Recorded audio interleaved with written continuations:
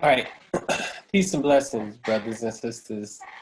Once again, this is the Cosmocentric Mystic um, coming at you with another conversation on the truth about Christianity and its origins. And so, one of the last videos that I did, I discussed who the first Christians were.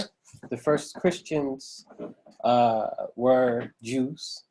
They were Christian Jews. They were more than likely called the Ebionites. There's no documented evidence thus far to say that their names were Ebionites, but what we do know is that they were Jews. And we get this information when we look into Paul's first letter, our first documented letter that we have of Paul, which was written around sometime around 50 AD, 52, 53, whatever the scholars say. Whenever his transformation happened and the scales fell from his eyes. In Galatians, Paul is arguing with a Christian community, an already established Christian community, about letting people into the faith who are not regulated or who do not have to follow the laws of the faith. And so that means the people that are in the faith are following, well, don't have to follow the laws of the Jews. And that means that the people already in the faith are Jews. So they are Jewish Christians.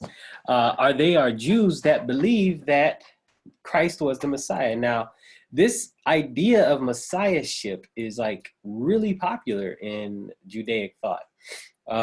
So much so that you have had several figures come about and to call themselves the Messiah. Several figures have tried to fulfill the prophecies of the Messiah. And then this is going to become very important as we do an analysis of the creation of the Gospels and so on and so forth later on. And I'll do a video on that later.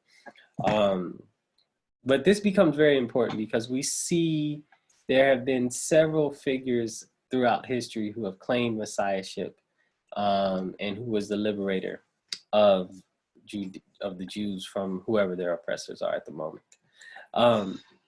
So what we're going to do today, though, is we're going to delve into the results of Paul's missions, or Paul's missionary activities, because Paul was arguing to allow Christians into the faith.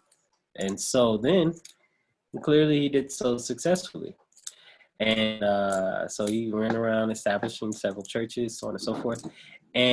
But what you have, so as long as we were establishing churches amongst the dominant society, which was primarily illiterate working class people who just listened. Now, Paul was not illiterate, neither was Paul poor, but who just listened to what was being taught. That's one thing. But then when you started letting educated people, educated Roman citizens into the religion who could read and rationalize, you had the development of different philosophies.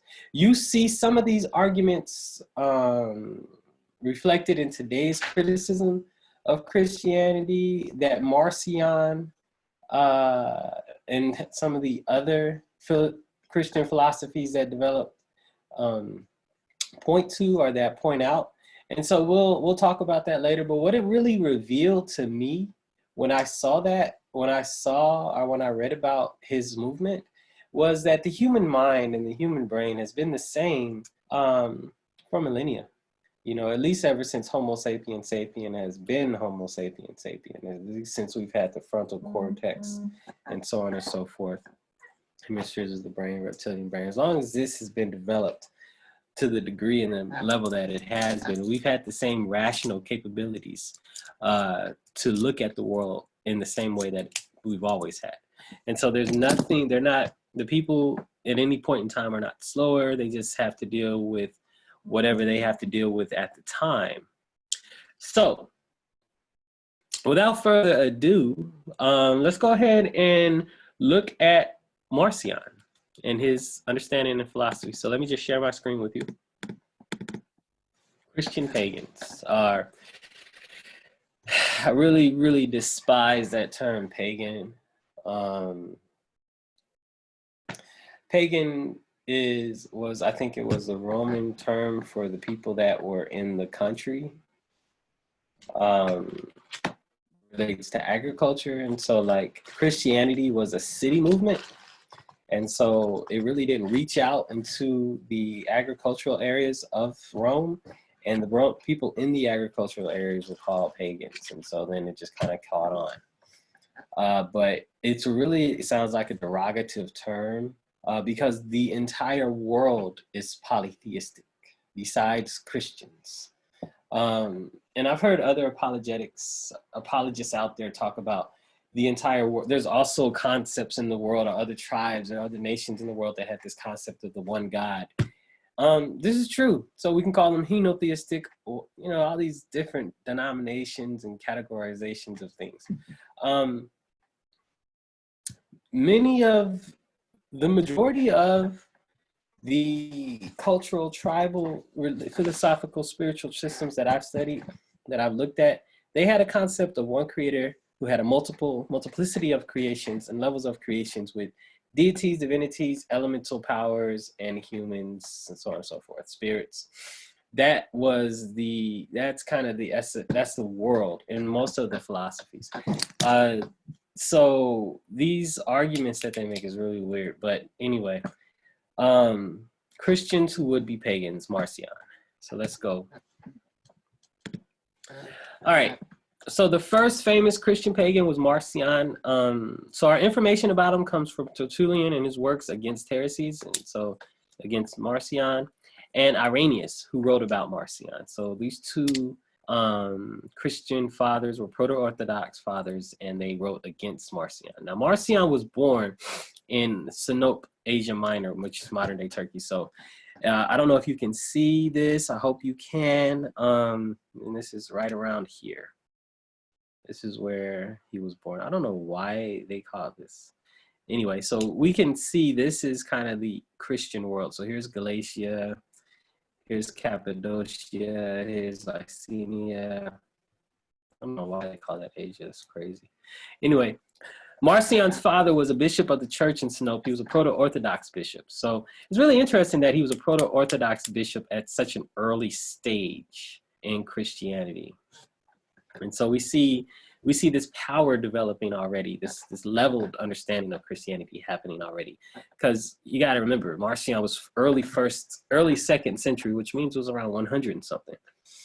So he was independently wealthy, and it was related to his wealth. He got his wealth because his family was in the shipbuilding industry.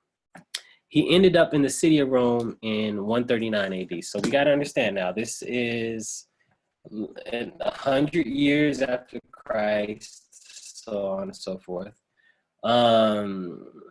Let's see, this is 60 years after Mark, the Gospel of Mark was written, and 40 years, so to speak, at the best estimates, after the Gospel of John was written, 80 years after Paul and his letters and so forth. And so you have these books kind of floating around. Now, you got to understand that in the early days, there was no canon, so to speak. Like, everybody just read individual independent books. Like the Ebionites, they read, I think it was the book, what did I say? I think it was the book of Matthew without the 1st and 2nd chapters. And that, you would go to, people would not meet in churches per se. They wouldn't meet in actual buildings. They would meet in people's houses, and they would read from one book. And that's what they would have. They might have 2 or 3, but typically they just had a book. And because the costs, there's several reasons. One, the majority of people in Rome could not read. The majority of people were illiterate. Reading was not as widespread as it is today. And that's number one. Number two, resources. Like, paper books cost a lot of money. Back in the day, listening to Richard Carey and his discussion on resources in Rome, I think it was him. I believe it was him. I might have been Bart Ehrman. But he said a single piece of paper that we go to the store, we buy 500 sheets of paper for $2.50 at Costco or at Walmart, would cost us in the equivalent of $30 today. So books were massively expensive back in the day. This is because the process of making paper was extremely hard. And so, you know, churches and people were poor and they could not afford to have many books per, you know, so to speak. As a result, most groups typically read and had one book. So this is important. And we'll discuss why this is important later. So anyway, he ended up in the city of Rome in 139. Then he made a huge donation to the church for their social work. And you know how that goes. When you make a donation to a church, they kind of pump you up. They give you, you know, all sorts of accolades. That, I mean, not even church, anybody, any institution, you know, they give you props. And so they allowed Marcion to be around. I think they might have even given him a title. Now, while he was there, Marcion spent 5 years devoting himself to study and to producing his 2 literary works. So while he was there, he was studying. So we know he's educated and he was studying, he was rationalizing, he was looking at what his faith was. And 5 years of just sitting by yourself, not doing anything, like as a person who's done that before, I can tell you that your mind becomes highly developed. And anybody who spent time in isolation can also tell you the same thing, regardless of how they've spent that time in isolation. Your mind and your understanding on things becomes extremely developed. Are you able to go deeper and deeper within your own thoughts that you have? So in 144, he called a council of the leaders of the church to present his views. So this is the actual, I know they called a council in Galatians to talk about letting pagans into Christianity, but when Christianity is officially first formed, this was actually the first council. And he called the leaders of the church to present his views he had been developing over his years. And the council was like, yo, this is whack. Like, no, we can't have this coming on. And so as a result, they excommunicated him. Now you would think that it was over, but Marcion was lit. This man he didn't stop. He went to different countries and started spreading his teachings there. I'm trying to remember Syria. In Syria, I mean, his religion, his understanding was really big. And then I would postulate, or I actually kind of theorized that Marcion's thought might have had some influence on the development of Gnosticism. And we'll find out, we'll see why a little bit later. So once Marcion was excommunicated, he went on the road and began preaching his view in Asia Minor and began establishing churches among the people that he convinced, you know. So he was pretty successful. Churches multiplied and became a threat against the Proto-Orthodox Church. And by the middle of the 2nd century, Proto-Orthodox authors were complaining about Marcion and his views. So Marcion is kind of like a Paul of the 2nd century. He saw a vision and he spread his vision. You know, Christianity, unlike other philosophies and spiritualities, is very different in that it produces these type of people who proselytize and think of themselves as important, and they come with a message to save you, and they have an understanding that's different than everybody else's, and you need to kind of get with them. You see this a lot happening in the 19th century America and in 18th century America with the development of these different views. And so it's really an interesting thing that is within the Western understanding, or within this understanding. Anyway, so his teachings. Marcion felt that there was a radical disjunction, a radical change between the Jewish law and Christianity. Just like most people today, you're like, you know, he felt that the God that had given the gospel could not be the God of the Jews. The God of Jesus was not the God of the Jews. The Jewish God that created the world and called the Jewish people and given, the Jewish God created the world and called the Jewish people and given them the law. The Jewish God was a wrathful God, and breaking his law brought death. I mean, you read the Old Testament and you hear all these wild things that God commanded people to do. God slaughtering his creation, tricking people, tripping people up, asking people to kill their son. You know, people were looking at this like, this is wild, man. This can't make any sense.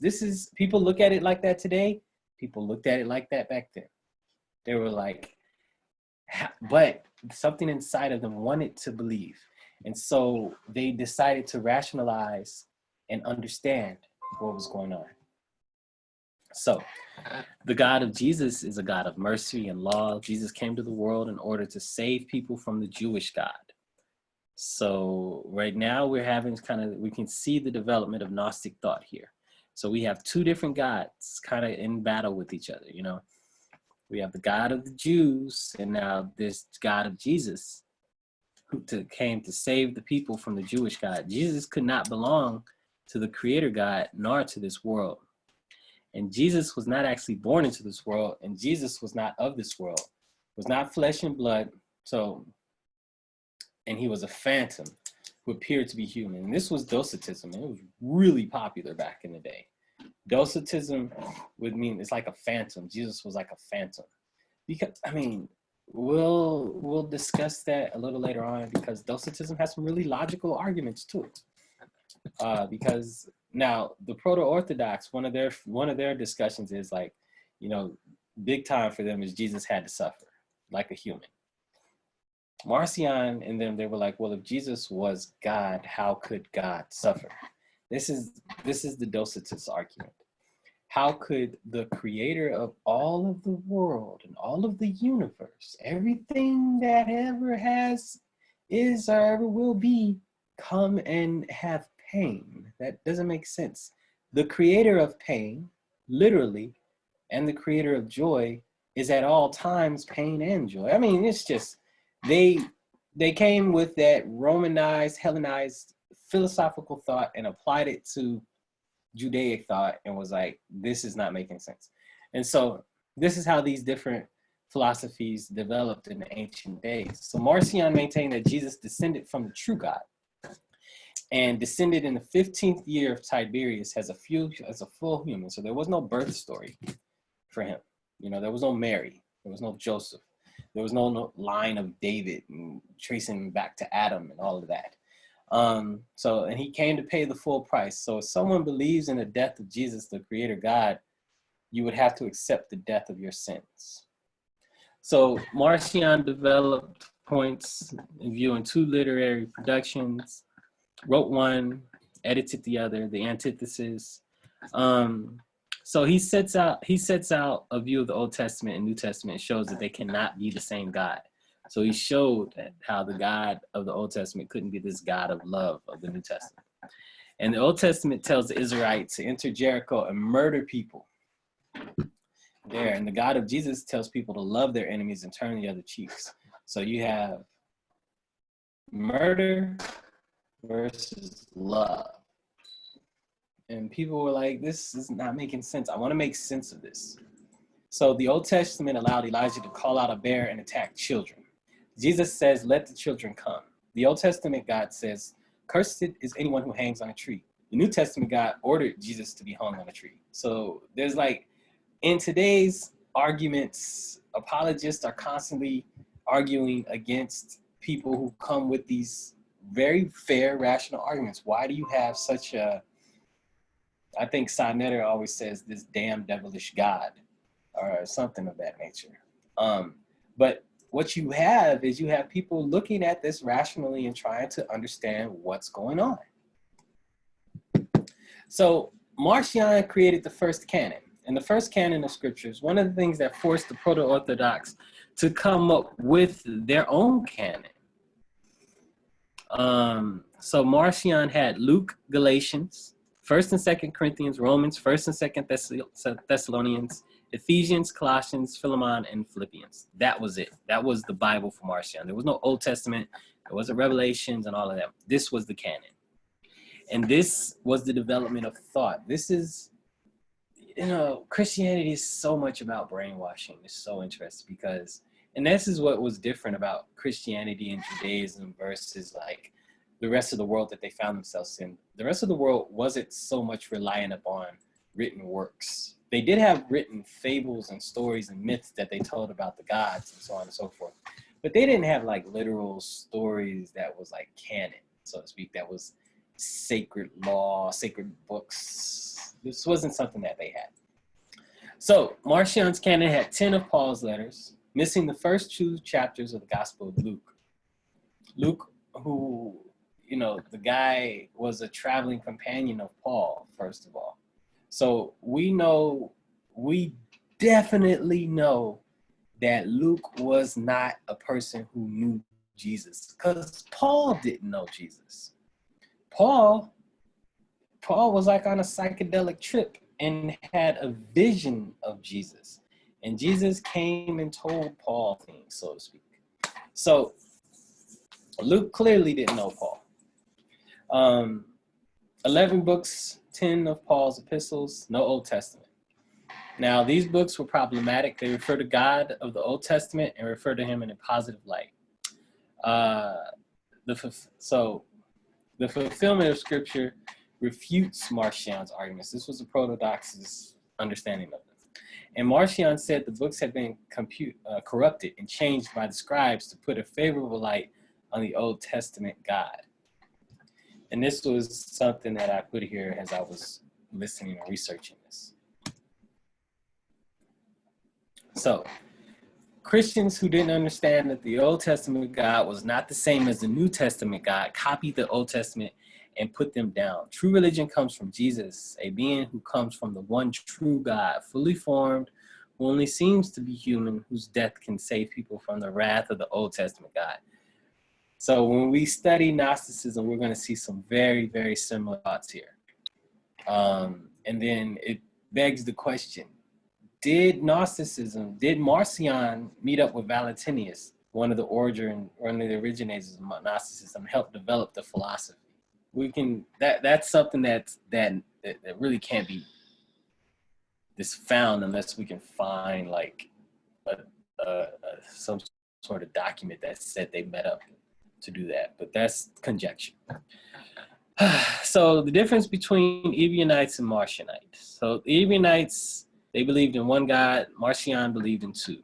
The Ebionites embraced Jewish law. Marcion rejected Jewish law. The Ebionites, Jesus is a man and not God. To Marcion, Jesus is God and not man. Ebionites, Paul was the arch heretic. And to Marcion, Paul was a true apostle.